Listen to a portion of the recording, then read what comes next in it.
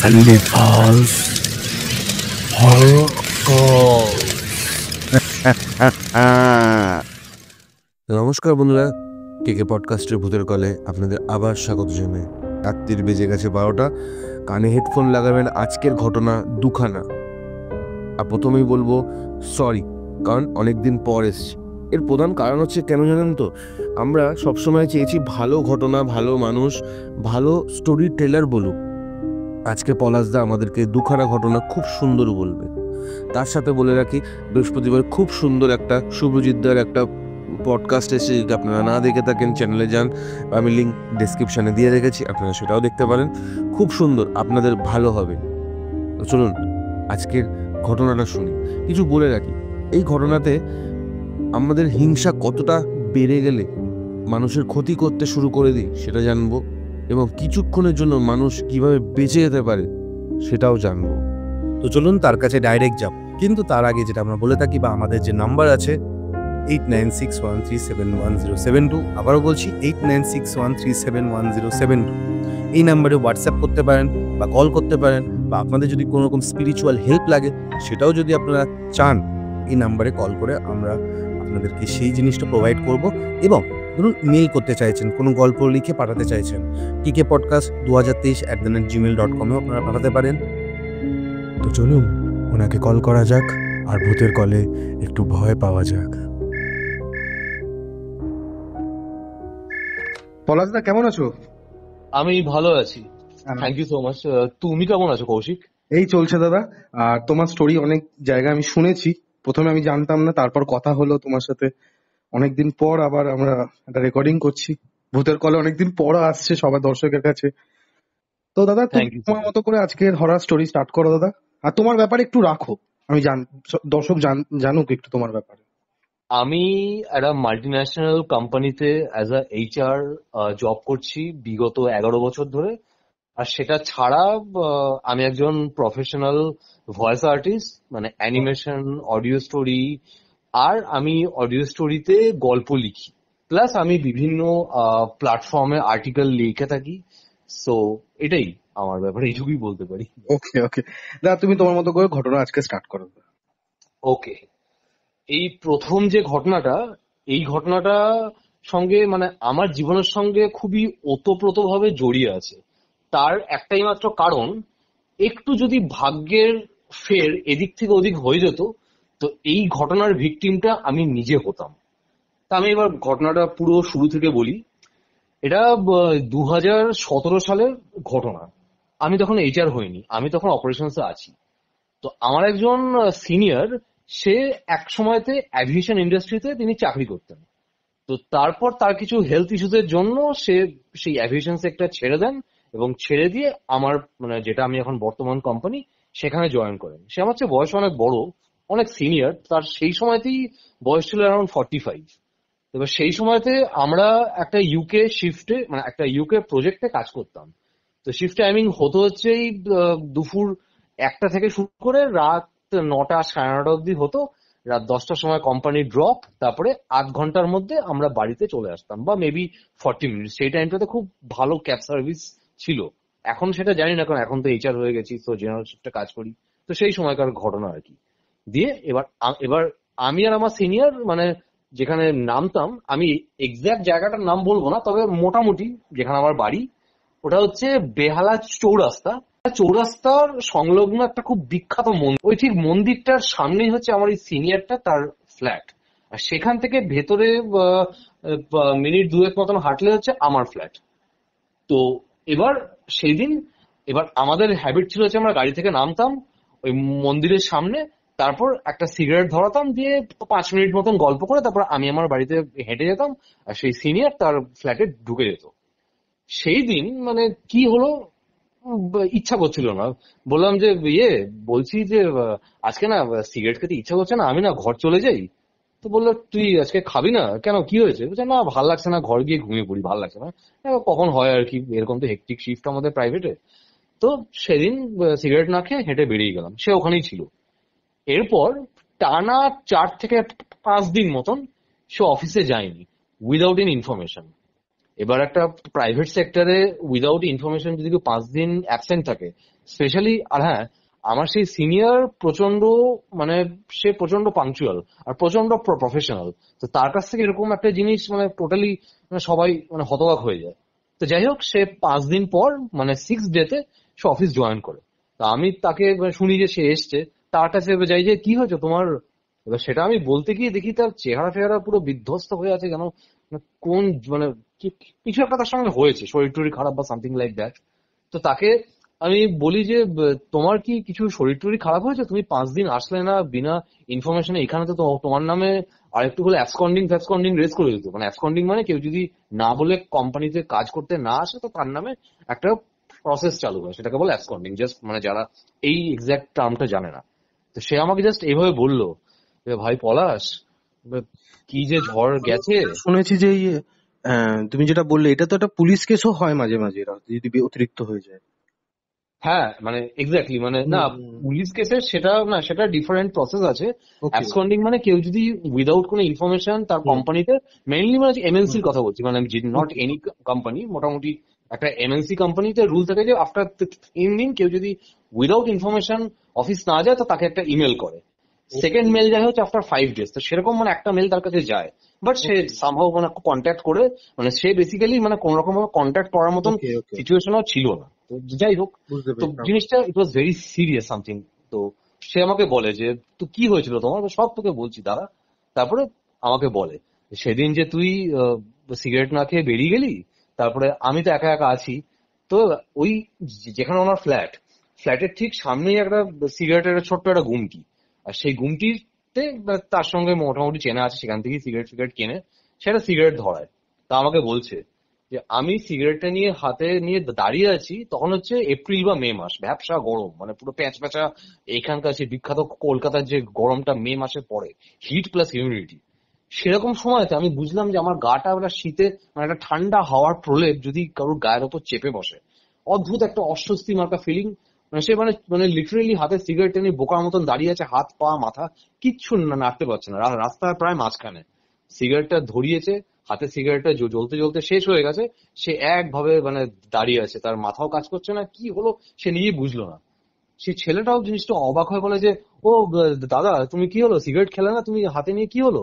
বলছে না না আমি জানি না রে, শরীরটা ভালো লাগছে না, তুই একটা কাজ কর, তুই আমার একটা সিগারেটের প্যাকেট দে, আমি ঘরে গিয়ে যাও দে একটা, এই সিগারেটের প্যাকেট নিয়ে যায়। এবার সেই সিনিয়র, তার হচ্ছে বয়স্ক বাবা আর বয়স্ক মা, তাদের নিয়ে সে থাকে আর কি। সে বিয়ে করেননি তখন। তো এবার সে খাওয়া দাওয়া করে, তার বাবা মা অলরেডি খেয়ে দিয়ে মানে শুয়ে পড়েছে, বলে যে আমি খেয়ে নেবো, তোমরা চিন্তা করো না, আমি ঠিক আছে, একটু শরীরটা কেমন একটু ম্যাচ ম্যাচ করছিল। তো সে এবার খাওয়া দাওয়া সেরে নিয়ে তার বাড়ির ব্যালকনিতে আসে। ব্যালকনিতে এসে একটা সিগারেট ধরিয়ে জাস্ট মানে থাকে আর কি। না তখন বাজে মোটামুটি 11টা, 11টা 5-10, মানে সে আমাকে বলে, সে বলে যে পলাশ, আমি যেই ফিলিংটা সেই বাড়ির নিচে ওই সিগারেটের গুমটির সামনে দাঁড়িয়ে মনে হয়েছিল একটা ঠান্ডা হাওয়ার প্রলেপ আমাকে চেয়ারে চেপে ধরেছে, আমার সেম একটা ফিলিং আমার নিজের ঘরের ব্যালকনিতে হয়। আর শুধুমাত্র সেটা না, আমি পরিষ্কার প্রথমে একটা হালকা টোন, এবং তারপর আস্তে আস্তে সেটা স্পষ্ট থেকে স্পষ্টতর হয়, একটা একটা গোংড়ানোর একটা শব্দ, এইটা মানে একটা দূর থেকে যেন একটা শব্দ, কেউ যেন রাগে মানে সে বলে না যে ফসফস করছি, সেরকম একটা শব্দ প্রথমে হালকা শুনতে পায়, তারপর সেই শব্দটা আস্তে আস্তে স্পষ্টতর হতে থাকে। তো এবার মানে সে প্রথমে জিনিসটাকে ইগনোর করার চেষ্টা করে, তারপরে যখন সেটা মানে পরিষ্কার প্রায় শুনতে পাচ্ছে, তখন সে ভয় পেয়ে মানে চিৎকার করে কে কে কে কে কে, মানে একটা হয় না যে মানুষ যদি প্রচন্ড ভয় পেয়ে যায়, তো সেটাকে ভয়টাকে কাটানোর জন্য সে শাউট করে ওঠে, কে কে, এই টাইপের আর কি। তো সেই ডাকে তার বাবা মা ঘুম থেকে উঠে পড়ে, তাকে বলে না না কিছু না কিছু না, তো তোমরা শুয়ে পড়ো শুয়ে পড়ো, আমি এটা একজনের সঙ্গে ফোনে কথা বলছিলাম, তোমরা চিন্তা করো না। এইটুকু তো মানে ঠিক আছে। এরপর সে শুয়ে পড়ে করে, সে এবার বিছানাতে শুয়ে আছে চিত হয়ে, ফ্যান ফ্যান চলছে। মোটামুটি 12টা 5-10 মতন বাজে অ্যাপ্রক্সিমেটলি, তার সময়টাও মনে আছে। মানে ঘরে একটা দেওয়াল ঘড়ি লাগানো ছিল, তার চোখটা খোলে, আর এটা কোনো স্বপ্ন না, পরিষ্কার অন্ধকার ঘর, কোথাও কোনো মানে আলো নেই। সে দেখছে, মানে সে আমাকে বললো যে আমি পলাশ নিজের চোখে স্পষ্ট দেখলাম, না কোনো স্বপ্ন না কোনো হ্যালুসিনেশন, ফ্যানের মধ্যে একটা সাদা টেবিল, আর সেটার মধ্যে একটা 14-15 বছরের কেটে ছেলে, গেল দাদা। কথাটা একটু কেটে গেল। ফ্যানের ওকে মধ্যে কি ওকে দেখতে পেয়েছে? সে দেখলো যে ফ্যানের মধ্যে একটা সাদা ছবি, আর সেটার মধ্যে একটা 14-15 বছরের ছেলের হুম। মৃতদেহ ঝুলছে, কিন্তু তার চোখগুলো খোলা।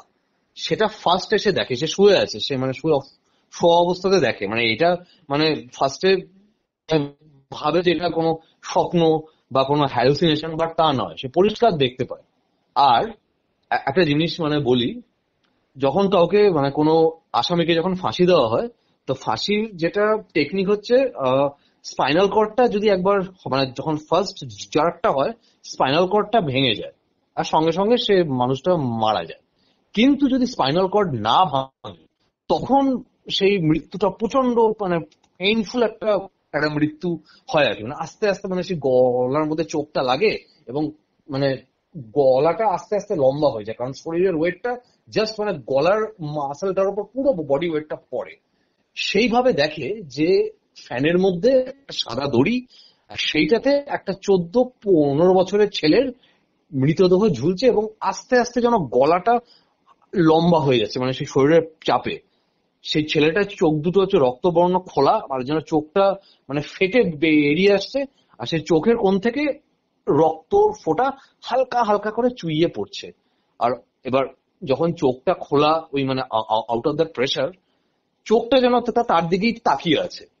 এরকম একটা ভয়ঙ্কর দৃশ্য দেখে, এবং এটাই শেষ না, সেই সেই অবয়বটা বা সেই মৃতদেহটা, তার হাতটা যেন আস্তে আস্তে যেন লম্বা হচ্ছে, আর লম্বা হয়ে যেন তার দিকেই আস্তে আস্তে এগিয়ে আসছে। তো ওরকম একটা ভয়ঙ্কর সিন দেখে অবভিয়াসলি যে কোনো মানুষের মানে হার্ট অ্যাটাক হতো, মানে যে কোনো লোকের, যারা সাহসী হলেও মানে ওই জিনিসটা ফট করে দেখলে তার মানে ভগবানের দয়াতে সেই ধাক্কাটা সহ্য করে নিও, সে মানে ভয়ের মধ্যে সেই মানে বোবা লাগলে যেরকম হয়, পুরোপুরি মানে পুরো গলা মুখ মানে ইনফ্যাক্ট মানে গোটা বডিটাই তো সেই স্লিপ প্যারালিসিসের মধ্যে চলে যায়।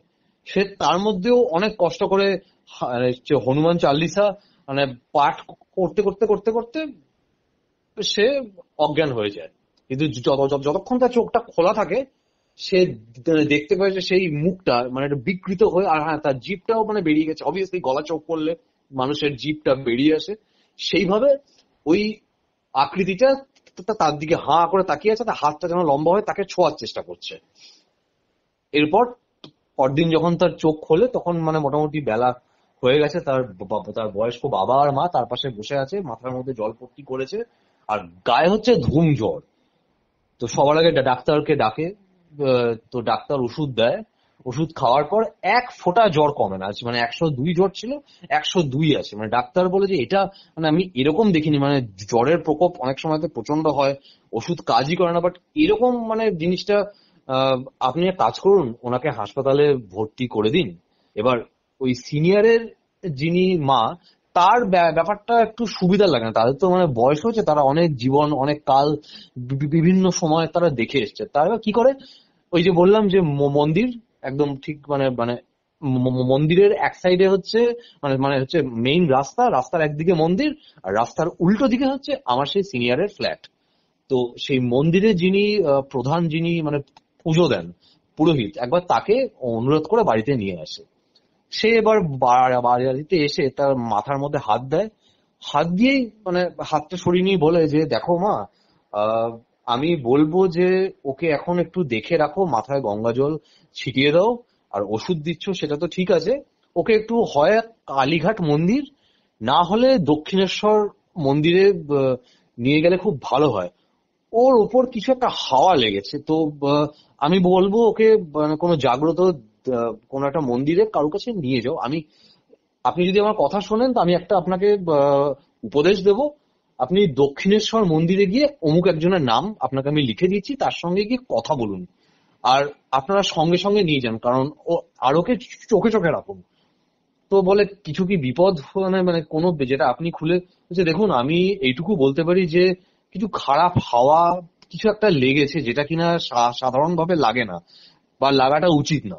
তো যত শীঘ্রই সম্ভব তাকে নিয়ে গিয়ে, এবার সেই সিনিয়রকে নিয়ে যায় হচ্ছে দক্ষিণেশ্বর মন্দিরে, যার কন্ট্যাক্ট নাম্বার দেয়। সেও হচ্ছে ওই দক্ষিণেশ্বরের একটা মন্দিরে সে হচ্ছে প্রধান পুরোহিত, এক একটা দিনে তিনি ওখানে পুজো দেন, প্লাস সেটা ছাড়াও তিনি অনেক তান্ত্রিক ক্রিয়া, যজ্ঞ, এইসবের রিচুয়াল তার অনেক মানে মানে তার কাছে অনেক জানা আছে সেই ভদ্রলোক। এবার তার কাছে নিয়ে গিয়ে মানে পুরো ব্যাপারটা বলে। এবার আমার সিনিয়র সে বলে যে আমি আপনাকে খুলে বলছি যে কি কি হয়েছে, দিয়ে পুরো ব্যাপারটা খুলে বলে। তার বাবা মা জানতো না। এবার সেটা শুনে তো তার বাবা মা ভয় পেয়ে যায়, তুই তুই আমাকে এটা বলিসনি কেন এরকম। বলছে না তোমরা চিন্তা করবে, কিন্তু বলছে দেখো মানে যাকে আর কি মানে ঘটনাটা বলে সেই সিদ্ধ পুরুষকে, সে শুনে বলে যে দেখো আমি যেটুকু বুঝতে পারছি এবং তোমাকে দেখে আমার যেটা মনে হচ্ছে তুমি কোনোভাবে কোনো একটা অশুভ শক্তির খারাপ নজরে তুমি এসে গেছো, কোনো অ্যাক্সিডেন্টাল ওয়েতে তুমি তার তার আশপাশে বা তার মানে তার ভিসিনিটির মধ্যে মানে কি কি করে বলবো তার রেঞ্জের মধ্যে তুমি ভুলবশত এসে গেছো, এবং সেই জন্য তার পুরো রাগটা এসে পড়েছে তোমার ওপর। তবে এটা থেকে তোমাকে মুক্তি দেওয়ার ডেফিনেটলি এটা থেকে তোমাকে বাঁচিয়ে দেওয়া যাবে, কিন্তু আমাকে কয়েকটা কথা বলো। সেটা হচ্ছে যে তুমি কি মানে আমার এই সিনিয়রকে সেই সেই যার কাছে গেছে সে জিজ্ঞেস করছে তুমি কি এর মধ্যে কোনো শ্মশান বা কোনো মর্গ বা কোথাও মানে যেখানে মৃতদেহ রাখা থাকে সেরকম কোনো জায়গায় গেছো? তো সে তো আকাশ থেকে পড়ে হয়েছে, দেখুন আমি তো শুধুমাত্র অফিস যাই, ঘর আসি, এছাড়া তো আর কোনো মানে আমাদের তো মানে সেরকম কোনো জায়গার আশপাশ দিয়েও কখনো যাই না। বলছে দেখো এটা তখনই হতে পারে যে কোনো একটা মানে ধরো কোনো একটা শ্মশান বা কোনো একটা কবরস্থান বা কোনো মানে যেখানে কিনা মৃতদেহ থাকে সেরকম জায়গার আশপাশে, ধরো কোনো একটা মৃতদেহ খুব সদ্য সদ্য এসছে, তার হয়তো মৃত্যু হয়েছে, সেরকম জায়গাতে আশপাশে ফট করে কোনো মানুষ যদি যায়, তো একটা জিনিস হয় যে একটা মানুষ তো বেঁচে থাকার পর সে যখন মানে সাডেনলি মানে একটা অ্যাক্সিডেন্টে হোক বা কোনো অপঘাতে মৃত্যু সাডেনলি যখন হয়, সেটা হলে সে তার নিজের এই যে নতুন একটা একটা অন্য ডাইমেনশন এসছে সেটা সে নিজেও মানে মানে সেই জিনিসটাকে অ্যাবজর্ব করতে তার সময় লাগে, এবং তখন সে হয়ে যায় প্রতিহিংসা পরায়ণ একটা শক্তি, একটা এন্টিটি, যা তুমি এটাকে বলতে পারো। তো সেরকম কোনো একটা শক্তির আওতায় তুমি পড়েছো, বাট সেটা কেন হলো সেটা বুঝতে হবে। তো যাই হোক, তাকে বলে যে সেইটার জন্য আমি কিছু যজ্ঞ ক্রিয়া করব এবং তোমাকে দিনের মধ্যে 21 বার মৃত্যুঞ্জয় মন্ত্র এবং 21 বার গায়ত্রী মন্ত্র মানে এরকম কিছু একটা মন্ত্র দিনে 21 বার করে বলতে হবে, এবং টানা 5 দিন ধরে এটা তোমাকে বলে যেতে হবে, এবং তার সঙ্গে তুমি হাতে একটা ত্রিশূল, মাথায় চন্দনের টিকা এবং গঙ্গা জল সব সময়তে তুমি সঙ্গে রাখবে। এইগুলোর মধ্যে একটাকেও তুমি কাজ থেকে তুমি তোমার শরীর থেকে কাজ ছাড়া করতে পারবে না যদি তুমি নিজেকে রক্ষা করতে চাও। তো সেটা শুনে বলল ঠিক আছে আমি সেটা আমি শুনবো। তারপরে সে ঘরে চলে যায়, সেই জিনিসটা ফলো করে। ওই যে 5 দিন বললাম না অফিস আসেনি, তো এই সময়টা হচ্ছে সে মানে কোনোভাবেই যাতে কিনা ঘর থেকে মানে কোথাও না যায়, তো সেই জন্য এটাকে ফলো করে। এবার ইন দ্য মিন টাইম সে যখন এবার একটু সুস্থ হয়েছে, তো এবার তাকে ওই যে সেই যে সিগারেট যে দোকান থেকে খেয়েছিল, এবার তাই জিজ্ঞেস করে এই যে তুমি কি তোমার শরীর ঠিক আছে? তো তোমাকে কদিন হলো দেখতে পেলাম না, অফিসেও গেলে না।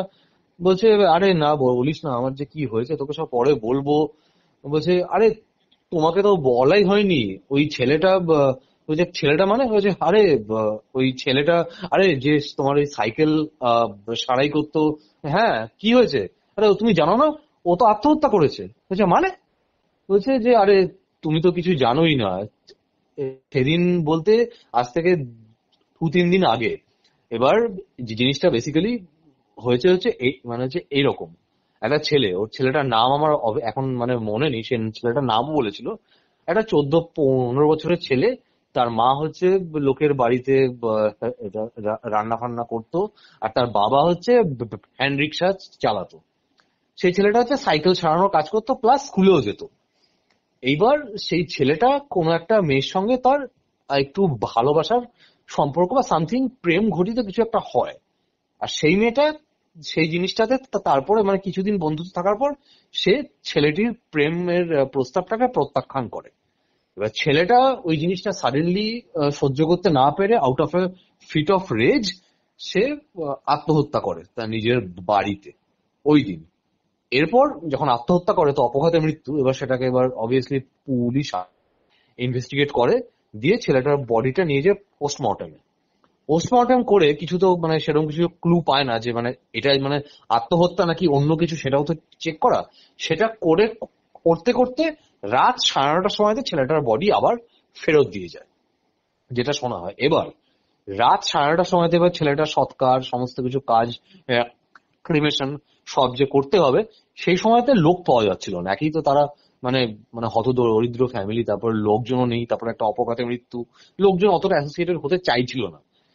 ছেলেটার বডি ওই যে বললাম না যে যেটা মেইন একটা রোড, যে রাস্তার এই সাইডে ওই আমার সিনিয়রের ফ্ল্যাট, সাইডে সিগারেটের দোকান, ওই সাইডে রাস্তার মাঝখানে না হলো রাস্তার একটু সাইডে বডিটা কমসে কম 10 অন্তত 15-20 মিনিট মতন ওখানে বডিটা ছিল। দিয়ে তারপর ফাইনালি লোক জোগাড় হয়, সেই বডিটা নিয়ে যাওয়া হয়, সমস্ত কাজকর্ম সম্পূর্ণ করা হয়। আর যখন বডিটাকে সরিয়ে নিয়ে যাওয়া হয় তখন টাইম ছিল হচ্ছে রাত 10:20 অ্যাপ্রক্সিমেটলি।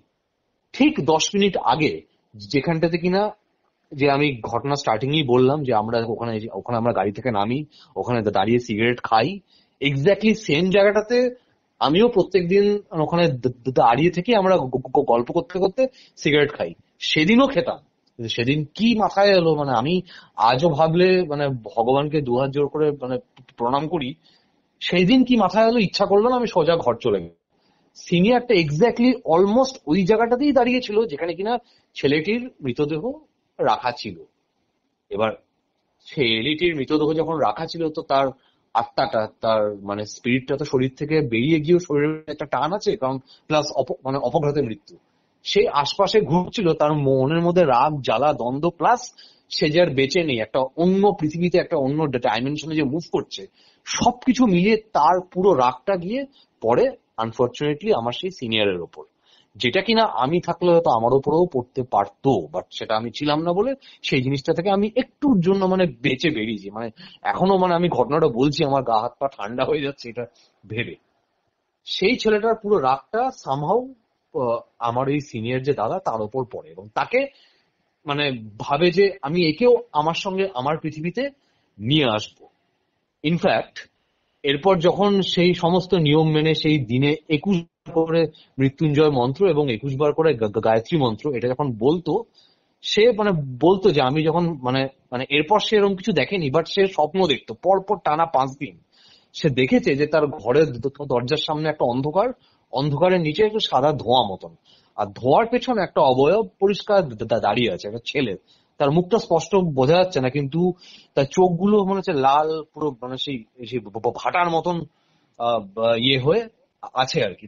তার দিকে হাঁ করে রাগের সঙ্গে তার দিকে তাকিয়ে আছে, কিন্তু সেই আকৃতিটা তার কাছে আসতে পারছে না, মানে আসার চেষ্টা করছে কিন্তু কোনো কারণে কোনো একটা বাধা আসতে পারছে না। তার মানে তার দিকে তাকিয়ে সে নাকি বলছে যে আমার তো জীবনে আর কিছু নেই, সবই তো শেষ হয়ে গেল, আমি আমার সঙ্গে তো কাউকে না কাউকে তো নিয়ে যাবই যাব, কারণ আমার তো কিছুই আর থাকলো না, আমি আমার জীবনেও কিছু পেলাম না, জীবনের পরও কিছু পেলাম না, কিন্তু সঙ্গে তো আমি কাউকে নিয়ে যাবই।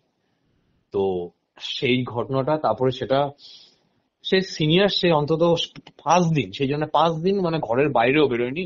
ঘরের মধ্যে এমনি তো ঠাকুরের মূর্তি পুজো আচ্ছা সবই হতো, তার মা নিয়ম করে পুজো দিত, সেও পুজো দিত, একটা রক্ষা কবচ মানে একরকম মানে ক্রিয়েট হয়ে থাকে বলে কোনো ক্ষতি করতে পারেনি। এরপরেও সে স্বপ্নটা মাঝে মধ্যে দেখতো, কিন্তু খুবই হালকা ভাবে, সে মানে সেই শক্তিটা ফর সাম রিজন তাকে মানে ক্ষতি করতে চেয়েও খুব একটা কিছু ক্ষতি করতে পারেনি। তারপর সে আস্তে আস্তে সেই শখটা থেকে মানে আস্তে আস্তে ওটা থেকে রিকভার করে মানে বেরিয়ে আসে, সে জিনিসটা সহ্য করে।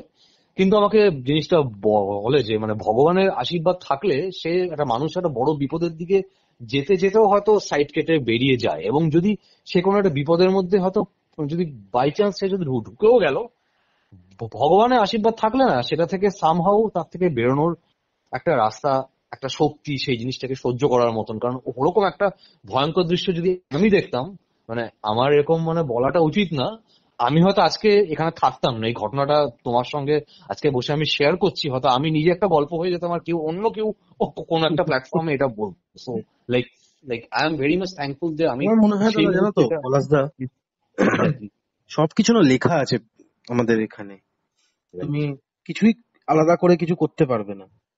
তো এই যে মানুষের সুসাইড করে, খুব মানে কতটা কমজোর হয়ে গেলে একটা মানুষ সেই সুসাইডটা করে, এটাও খুব শুনলেও খুব খারাপ লাগে। মানে সুসাইডটা কিন্তু খুব ভালো জিনিস তা কিন্তু না, তাই না? মানুষ আসলে যখন মানে একটা দেখো, সুইসাইড দুটো সিচুয়েশনে করে।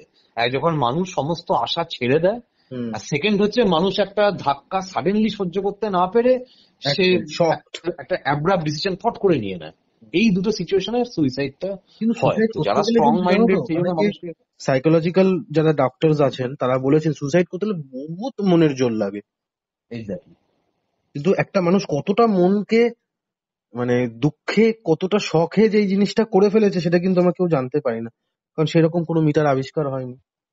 আহ, কারণ একটা 14-15 বছরের ছেলে, তার ফ্যামিলি তার সঙ্গে আছে, কেউ পড়াশোনাও করছে, জীবনে কিছু অন্তত করতো, তো জাস্ট এই একটা কারণের জন্য ওভাবে out of fit of rage সে নিজের জীবনটাও শেষ করলো, প্লাস একটা প্রতিহিংসা পরায়ণ, তারপর ছেলেটা সমস্ত শ্রাদ্ধ শান্তি করে সেটাকেও মিটিয়ে দেওয়া হয়, সেগুলো মানে সেটা আলাদা ঘটনা। বাট এই যে জিনিসটা একটা দুঃখের একটা জিনিস ঘটলো, তারও খারাপ হয়েছে। ইনফ্যাক্ট সেই ছেলেটাকে সে মানে ভাই ভাইয়া করতো যে এই এই তুই সে এটা করে দিস, একটু টুকটাক 5-4 মাস কাটা।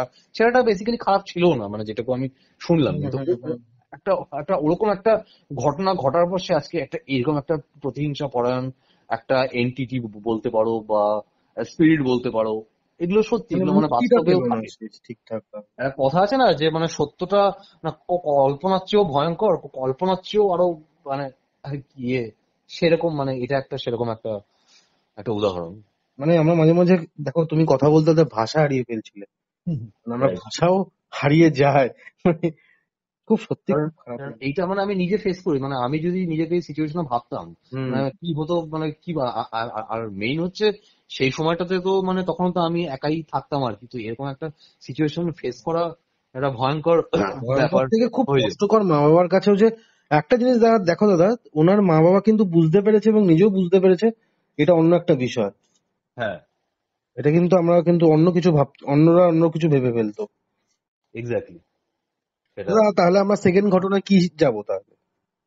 হ্যাঁ, তো সেকেন্ড ঘটনাটা এটা আমি একজনের কাছ থেকে শুনেছি। এটা আমার স্কুলের সময়কার ঘটনা, মানে তখন আমি ছোট ছিলাম আর কি, ক্লাস 4-5।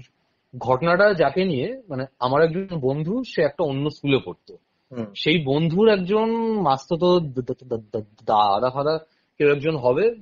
সে সে বেসিক্যালি আসলে পড়াশোনায় খুব মানে ভালো ছিল, মানে সেই ক্লাস 1 থেকে 9, মানে সরি ক্লাস 1 থেকে 12 অব্দি কোনোদিনও সেকেন্ড হয়নি, প্রত্যেকবার ফার্স্ট হয়ে গেছে।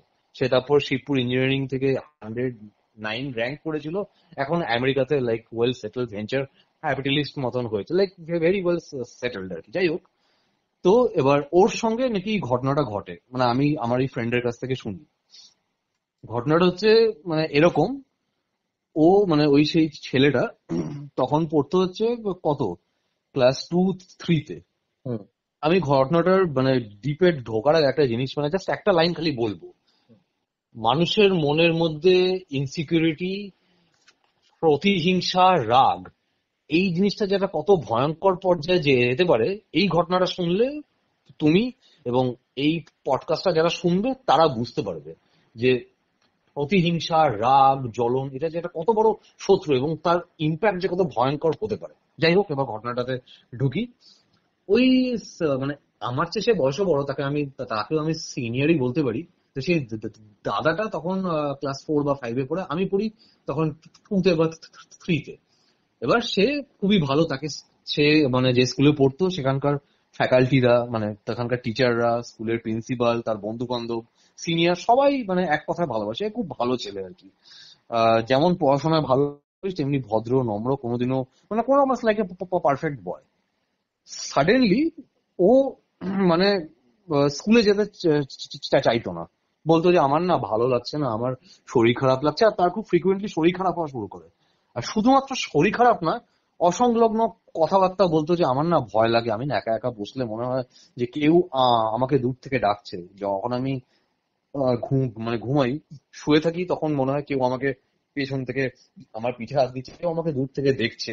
আমি স্বপ্নের মধ্যে একটা গলার স্বর শুনতে পেয়েছি, কেউ আমাকে তার কাছে টেনে নেওয়ার চেষ্টা করছে। এই ধরনের অসংলগ্ন কথা, প্লাস তার শরীর খারাপ হতে থাকলো ব্যাক টু ব্যাক, কখনো জ্বর, কখনো পেট খারাপ, যেগুলো হয় আর কি বাচ্চাদের। তবে সেটা তো হতেই পারে, সেটা স্বাভাবিক। কিন্তু এই যে কথাবার্তাগুলো, তো প্রথমে ডাক্তারের কাছে দেখায়। তো ডাক্তার বলে যে দেখুন, ও তো সবসময়তে ফার্স্ট হয়, আর আপনারাও যথেষ্ট অ্যাম্বিশিয়াস প্যারেন্টস, তো হয়তো সেটা একটা সাইকোলজিক্যাল এফেক্ট বাচ্চার উপর হচ্ছে, যে তোমাকে কোনোদিনও, যে দেখুন একটা কথা বলি ডাক্তারবাবু, আমরা কিন্তু ছেলে মানে দেখতেই পাচ্ছেন এত পড়াশোনা ভালো, এত জুয়েল, কিন্তু সেভাবে কোনোদিনও ওকে প্রেশার দেয়নি যে তোমাকে সবসময়তে ফার্স্টই হতে হবে। তুমি মন দিয়ে নিজের কাজটা করো, পড়াশোনা করো, পারফেকশন টাকে আনবার চেষ্টা করো, যে কাজটা করছো তারপরে যা রেজাল্ট সেটা তো এমনিতেই হবে। তো আমরা কোনোদিনও প্রেশার দেইনি।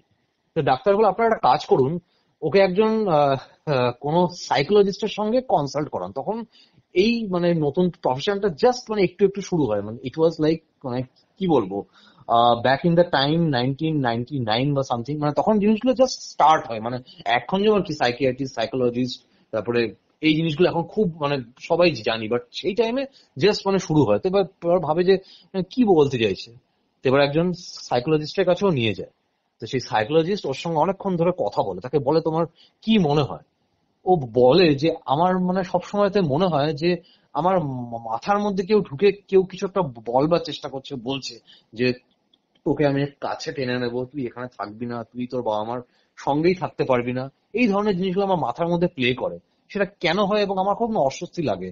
আমার খেতে ভাল লাগে না, ঘুমাতে ভাল লাগে না, পড়াশোনা করতে ভাল লাগে না, ফুলে গেলে বিয়ে করি। তো সে সাইকোলজিস্ট বলে যে দেখুন, আপনাদের ছেলে কিন্তু না, আপনাদের এই ছেলে, ও কোনো একটা কারণে প্রচন্ড একটা শক পেয়েছে, বা কোনো একটা মেন্টাল স্ট্রেস বা মেন্টাল ট্রমা ফেস করেছে। এবার সেটা কিসের জন্য সেটা আপনারা ওর সঙ্গে বসে সেটা বুঝতে পারবেন। এটা আমার পক্ষে বলাটা সম্ভব নয়, এবং আমি কোনো ওষুধও দিতে পারবো না যে এটা মানে ওষুধ খেলে ঠিক হয়ে যাবে। তো বাবা মা এবার খুবই একটু চিন্তার মধ্যে পড়ে, যেটা কি হলো, মানে এরকম কি হয়েছে। এবার তার সঙ্গে জিজ্ঞেস করে যে তোকে কি কেউ স্কুলে কিছু বলেছে, কোনো মিস বা কোনো ম্যাডাম বা কোনো স্যার? তো বলে না, কোনো বন্ধু বান্ধব আহ কিছু মানে কোনো ঝগড়া হয়েছে বা কেউ কিছু ভয় দেখিয়েছে, সেটাও বললো না। ওকে তো সেরকম কোনো জায়গাও নেই, স্কুলে তাকে সবাই ভালোবাসে, ওর এগেনস্টে কেউ কিছু করবেও না। এবার বাবা মা ভাবছে যে তাহলে কি হতে পারে। এবার তখন কোইন্সিডেন্টালি ওই ফ্যামিলিতে, আহ ওই ফ্যামিলির যিনি কি বলবো মানে আহ গৃহ দেবতা বা যিনি প্রধান মানে শিক্ষার যিনি গুরুদেব, সে কোইন্সিডেন্টালি তাদের বাড়িতে আসে। এবার পূজা আর্চার মধ্যে মধ্যে বলে সবাই ভালো আছে তো। তো কথা প্রসঙ্গে বলে যে সে বাবা আপনি তো সবই জানেন, আপনার আশীর্বাদে, ভগবানের আশীর্বাদে সবই ঠিক আছে, কিন্তু ছেলে না কেমন একটু শরীরটা কিছুদিন ধরে খারাপ যাচ্ছে। কেন রে, কি হয়েছে? তো ওকে বাচ্চাটাকে জিজ্ঞেস করে, ও কোনো উত্তর দেয় না। এবার বাচ্চাটা মাথার মধ্যে হাত দিয়ে ফট করে সরিয়ে নেয়, দিয়ে বলে যে যে ওর কি কোনো শরীর খারাপ বা কোনো রকম অ্যাবনর্মালিটি কিছু হচ্ছে? তো পুরো ব্যাপারটা ছেলেটির বাবা মা বুঝিয়ে বলে। তো সে গুরুদেব ভালো করে কিছুক্ষণ পর্যবেক্ষণ করে ছেলেটাকে, ছেলেটার মাথায় হাত দিয়ে আশীর্বাদ করে, মাথায় গঙ্গা জল ছিটিয়ে জবা ফুলটা ভালো করে দিয়ে তারপরে বলে যে দেখো, একটা কথা আমি তোমাদের বলি সবার আগে, যে পৃথিবীতে যে শক্তি থাক না কেন, সে সায়েন্স হোক বা কোনো অতি প্রাকৃতিক শক্তি হোক বা যাই হোক না কেন, সবচেয়ে বড় শক্তি হচ্ছে ভগবানের শক্তি। তো ভগবানকে তোমরা যদি বিশ্বাস করো এবং তাকে যদি ভক্তি ভরে তাকে ডাকো, কোনো বিপদ তোমাদের বা তোমাদের সন্তানের কোনো ক্ষতি করতে পারবে না। তো আমি যেটা বলবো সেটা তুমি মানে সেটা তোমরা মন দিয়ে শুনবে এবং বিচলিত হবে না, ভয় পাবে না। তোমার সন্তানের উপর কেউ একজন মন্ত্রস্ফুত বাণ নিক্ষেপ করেছে, মানে সহজ ভাষায় বাণ মেরেছে। এবার ওরা তো মানে মানে আকাশ থেকে পড়ে যে একটা এত কেউ মানে কেন, মানে কিসের জন্য বাণ মারবে, তাও আবার এত ছোট একটা ছেলেকে, ওর কোনো শত্রু নেই, কিছু নেই, মানে কে মানে কেন, মানে টোটালি মানে কিংকর্তব্য বিমূঢ়। তো এবার বলে যে দেখো, এটা এই বাণটা অনেক দূর থেকে হয়তো নিক্ষেপ করা হয়েছে, অনেক বড় একটা যজ্ঞ, একটা ব্ল্যাক ম্যাজিকের একটা প্রসেস ফলো করে, সহজ ভাষায় বলতে গেলে। কিন্তু এই বানটা যে কন্ট্রোল করছে বা যে কন্ট্রোল করেছে, সে কিন্তু আপনাদের আশপাশের মধ্যে, এবং হয়তো হয়তো সে আপনাদের কোনো চেনা পরিচিত কেউ হলেও হতে পারে। এবার তো ওরা আরো বিস্মিত হয়ে পড়ে যে এটা কি করে সম্ভব। মানে মানে বেসিক্যালি বলতে চাইছে যে ওদের রিলেটিভ, বা ইফ নট রিলেটিভ, আশপাশে চেনা জানা কেউ ওদের ছেলের ক্ষতি করার চেষ্টা করছে। তখন বলে, আচ্ছা বাবা, আমায় তুমি বলো যে তোমার এই সমস্যাটা কবে থেকে হচ্ছে। ও বলে যে আমার বিগত 7-8 দিন ধরে জিনিসটা অ্যাকচুয়ালি মানে 7-8 দিন ধরে হচ্ছে এই প্রবলেমটা, যেটা কিনা বললাম। তো যে তুমি কি কোনো জায়গাতে, মানে কোনো অচেনা জায়গাতে গেছো, বা কারোর সঙ্গে কোনো অচেনা মানুষের সঙ্গে দেখা করেছো বা কথা বলেছো, কিছু করেছো?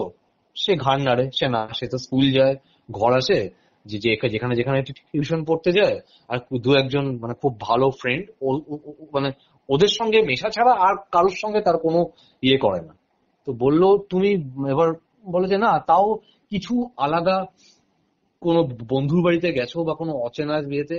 তো বলে আমি না কোথাও যাইনি, শুধু 8 দিন আগে আমি আমার এক বন্ধুর জন্মদিনে গেছিলাম, এটা ছাড়া কিছু অ্যাবনর্মালিটি নেই, কোনো স্কোপ নেই।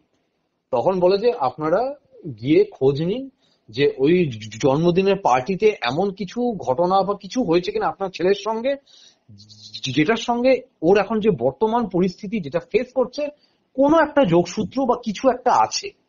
তো এবার ওরা ওই বন্ধুর বাড়িতে যায়, দিয়ে জিজ্ঞেস করে, আচ্ছা একটা কথা বলছি, ওর যে মানে যে বন্ধু ছিল আর কি বার্থডে, যে আচ্ছা সেদিন তো ও তোমার বাড়িতে এসেছিল জন্মদিনে, তোমরা অনেক আনন্দ করেছো, তো বলছি কিছু আলাদা, কিছু অ্যাবনর্মাল কোনো জিনিস, কিছু তোমার কি মনে আছে, মানে যেটা ওর সঙ্গে হয়েছিল?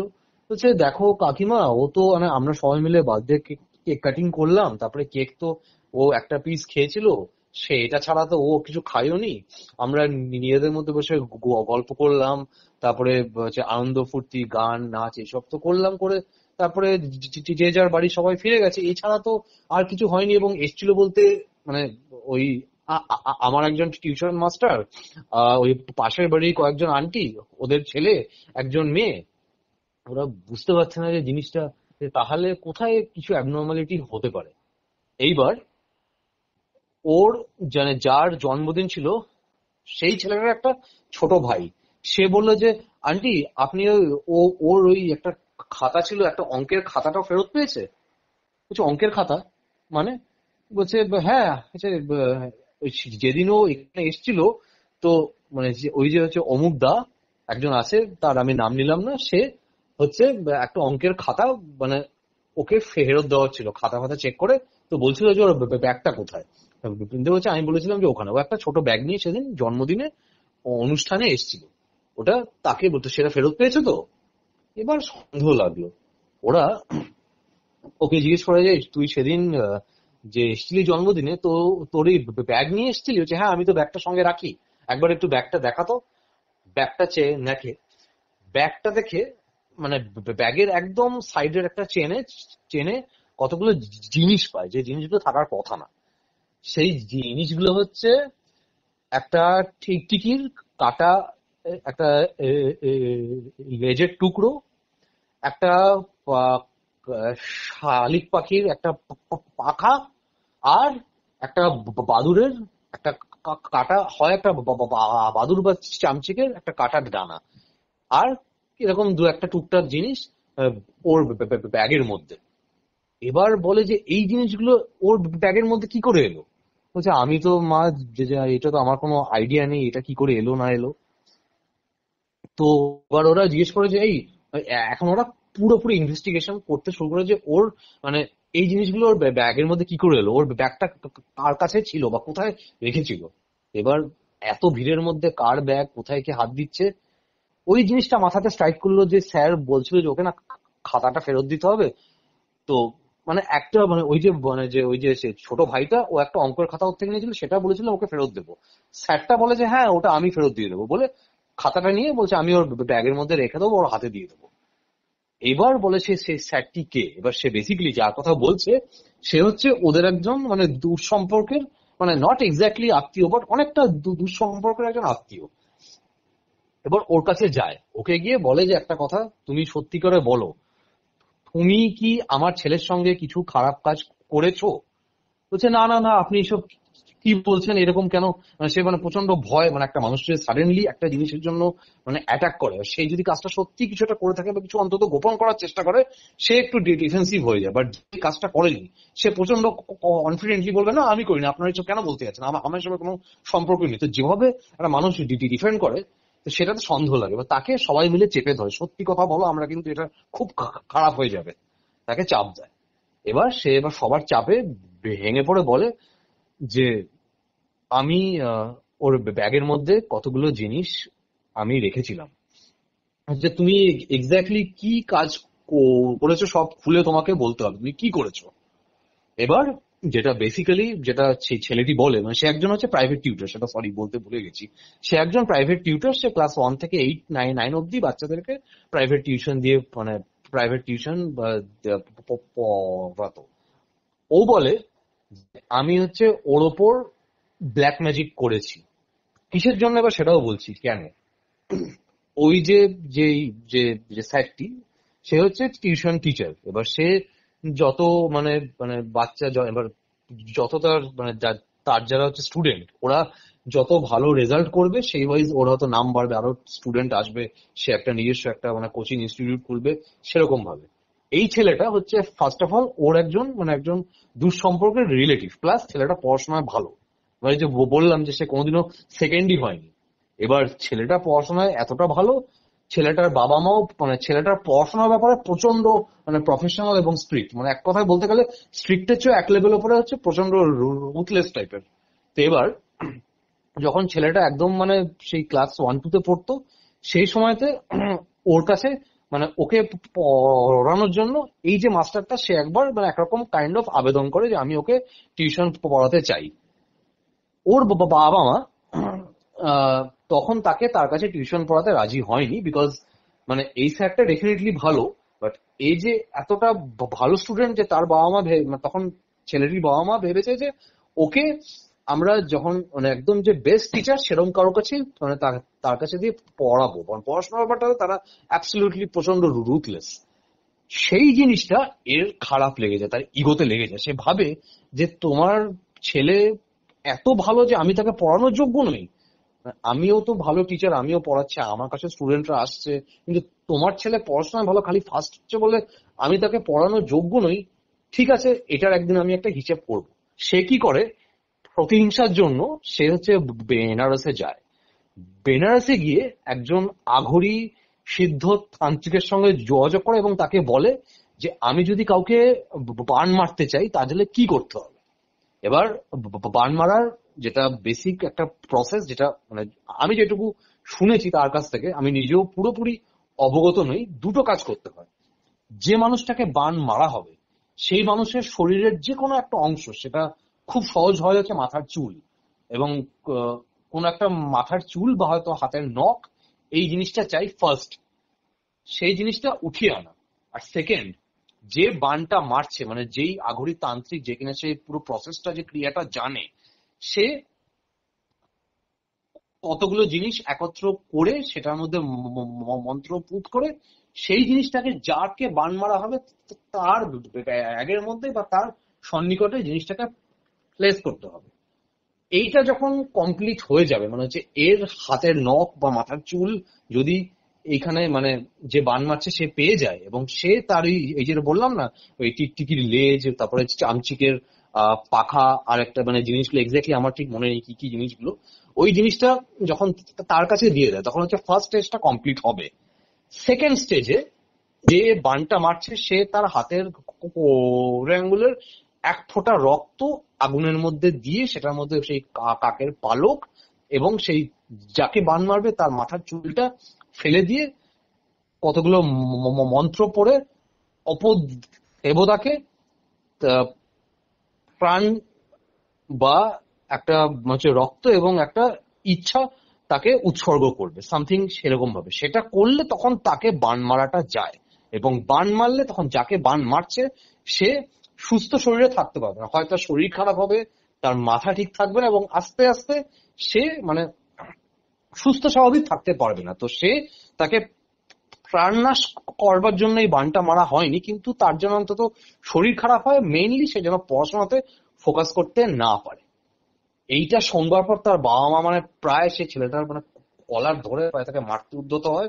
সেটা আরেক সাংঘাতিক ব্যাপার। তারপর তাকে তাকে তো মারে না, তাকে বলে যে আমরা তোমার এখানে টিউশন পড়ানো শেষ করে দিয়ে তোমাকে সোজা তোমাকে পুলিশের কাছে দিতে পারি, বা তার চেয়ে বেটার মানে নেহাত তুমি আমাদের মানে আনফরচুনেটলি তুমি আমাদের একজন দুঃসম্পর্কের আত্মীয়, তো এটা বলতেও ঘেন্না লাগে, আমরা তোমাকে এখানে মেরে ফেলতে তো পারবো না, কিন্তু তোমাকে চরম শাস্তি দিতে পারি, তুমি এটাকে ঠিক করো। তখন যে গুরুদেব সেও ছিলেন, সে বললো যে এটাকে বিধানটাকে এই জিনিসটাকে এই বানটাকে নিষ্ক্রিয় করতে গেলে যেখান থেকে বানটা মারা হয়েছে সেখানে গিয়ে এটার উল্টো ক্রিয়া করতে হবে। এবার ছেলেটাকে ধরে একদম সেই বারাণসীতে যায়, সেই আঘুরিতান্ত্রিককে খোঁজে তারা, এবং খুঁজে তাকে বলে যে তুমি এই যে ক্রিয়াটা করেছো সেটাকে মানে সেটার উল্টো ক্রিয়াটা তোমাকে করতে হবে। এবার সেইটার জন্য হচ্ছে আরেক ফোঁটা রক্তদান তার মানে করতে হয়। তার সেই রক্তটা সেই ছেলেটাকে দিয়ে দেওয়ানো করে, এবং করে একটা মানে পুরো একটা প্রসেস, মানে আগুনের যজ্ঞের মধ্যে এক ফোঁটা রক্ত এবং কতগুলো জিনিসগুলো ফেলে, ওই যে জিনিসগুলো ওই যে ওই পাখির পালক, তারপরে হচ্ছে চামচিকের পাখা, তারপরে টিকটিকি লেজ, ওগুলোকে রক্ত সমেত আগুনের মধ্যে নিক্ষেপ করে পুরো মানে সেই বানটাকে আবার নিষ্ক্রিয় করে দিয়ে, শেখার পর সেই ছেলেটিকে মানে সেই বাচ্চাটিকে মানে পুরো শুশ্রূষা করে ভগবানের মাঝখানে মানে পুরো সেই ভগবানের ফটো মানে পারলে যে ঘরটাতে থাকে সেটাকেই একরকম মানে ঠাকুর ঘরের মতন করে তাকে সে আস্তে আস্তে সুস্থ হয়ে যায়। সেই ছেলেটিকে কিছু করেনি, বলে যে তুমি তোমার সমস্ত টিউশনি তোমার অল্পিত অল্প গুটিয়ে এই শহর থেকে চলে যাও, আমরা তোমার কোনো ক্ষতি করছি না, তোমাকে আমরা আরো শাস্তি দিতে চেয়েছিলাম কিন্তু তোমার ক্ষতি করে তো আমাদের সঙ্গে যেটা হয়েছে, আমার ছেলের সঙ্গে যেটা হয়েছে সেটা তো আর ফিরে আসবে না, তো তুমি তোমার সমস্ত টিউশন ছেড়ে দিয়ে তুমি এই শহর থেকে চলে যাও, না হলে তোমার বিপদ আছে, আমরা সবাই মিলে সেটা এনশিওর করবো। তো সেই ছেলেটিকে মানে আর মানে গায়ে হাত দেয়নি, বাট তাকে ছেড়ে ওখান থেকে পুরোপুরি ভাগিয়ে দেয়। আর সেই ঘটনার পর সেই বাবা মা, ইনফ্যাক্ট সেই ছেলেটাও আর জীবনেও কাউকে ভরসা করে মানে কোনোদিনও ভরসা করতে পারেনি, মানে in later stages of life সে প্রচন্ড মানে মানে কি বলবো একজন মানুষ হিসেবে পরিণত হয় যে কিনা কাউকে ভরসা করে না, কাইন্ড অফ রুথলেস পার্সোনালিটি তার মধ্যে গ্রো করে ওই একটা ইনসিডেন্টের জন্য। তো এটাই হচ্ছে আমার সেকেন্ড শোনা ইনসিডেন্টটা। থ্যাংক ইউ দাদা। উফ, মানে মানুষের হিংসা কোথায় গিয়ে পড়ে যায় যে মানুষ একবারও ভাবে না যে কার ক্ষতি করছি, কি জন্য করছি। হিংসাটা মানে এমন একটা জিনিস, একটা রাগ, মানে নিজের আত্মজ্ঞানী সে ভাবছে যে আমাকে কেউ একজন রিজেক্ট করলো মানে আমি কোথাও না কোথাও ছোট হয়ে গেলাম, এবং সেই জিনিসটা একটা ভয়ঙ্কর জিনিসে তার কি মানে যদি ভাবতো যে তাকে মানে সে আমাকে রিজেক্ট করেছে মানে এই না যে আমি খারাপ টিচার, কেন আমাকে তো আরো স্টুডেন্টরা পড়তে আসছে, একটা ভালো স্টুডেন্টকে হ্যাঁ ডেফিনেটলি যদি তাকে মানে যদি তার যদি টিউশনটা পড়াতো এবার তাকে পড়ালে সে ভালো রেজাল্ট হতো সেটা ডেফিনেটলি আরো। বাট সবসময় যে একটা জিনিসে সাকসেস আসবে বা কোনো একজন তোমার মুখের উপর দরজা বন্ধ করবে না তার কি গ্যারেন্টি আছে, ওই জিনিসটার কথা। তাছাড়া বাবা মাকেরও খুব একটা দোষ দেওয়া যাবে না, বিকজ যখন ছেলেটা পড়াশোনায় এত ভালো তো বাবা মাকে তো কিছুটা হলেও রুথলেস আলফা ওটা হতেই হয়। আনফর্চুনেট দ্যাটস ট্রু, সেটা তুমিও বুঝতে পারবে যে কোনো প্রফেশনে সবাইকে সেটা একদম। এক্স্যাক্টলি আর তাই। এইরকম হিংসা মানুষের মানে মানে মানুষের হিংসা তো দিন দিন কমছে না, বেড়েই যাচ্ছে আরো।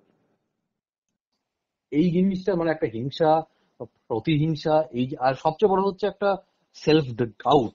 এই জিনিসটা মানুষকে যে কতটা ইয়েতে নিতে পারে যে একটা ছোট বাচ্চাকে অব্দি বান মারার চিন্তাটা আসলো, এই জিনিসটা মানে কতটা মানে আমারও ভাবতে কেমন একটা লাগে যে এবার এ তো সারা জীবন ওই ঘাটা নিয়ে তার মানে পার্সোনালিটি তারপর পুরোপুরি পাল্টে যায়, আমি নিজেও দেখেছি। মানে অবভিয়াসলি আমি তো নাম নেবো না, সে সিনিয়র আমার 2-3 বছরের, সে এখন একটা আমেরিকান কোম্পানিতে সে একজন ভেঞ্চার ক্যাপিটালিস্ট, অ্যাবসলিউটলি রুথলেস, মানে চোখ বন্ধ করে সে হয়তো মানে যদি তার বিজনেসের দরকার পড়ে সে 1000টা লোককে হায়ারও করতে পারে, আবার 1 সেকেন্ডে 1000টা লোককে ফায়ারও করতে পারে। এই যে জিনিসটা মাইন্ডসেটটা হয়ে গেছে, কারণ সে ধাক্কাটা খেয়েছে অল্প বয়সে, একটা কথা আছে না যে একটা মাটির প্রতিমাকে তুমি ছোট থেকে মানে শুরুতে যেভাবে পড়বে সে এক্স্যাক্টলি সেরকমই হবে। সত্যি দাদা, আর থ্যাংক ইউ সো মাচ আমাদেরকে মানে এত সুন্দর দুটো ঘটনা দিলে তুমি, আর অনেক অনেক ধন্যবাদ। নেক্সট টাইমে আমরা আরো শুনবো তোমার কাছ থেকে, দর্শকরা আশা করবো ভালোবাসবে তোমাকে আরো। ঠিক আছে দাদা? হ্যাঁ হ্যাঁ শিওর, থ্যাংক গুড নাইট দাদা, রাখছি। হ্যাঁ, ইউ। ওকে। তো অনেক অনেক ধন্যবাদ এতক্ষণ আমাদের সাথে থাকার জন্য, এবং ভূতরে কলকে আরও এগিয়ে নেওয়ার জন্য সাবস্ক্রাইবটা টিপে দেবেন এবং বেল আইকনটাও টিপে দেবেন। ধন্যবাদ, শুভরাত্রি।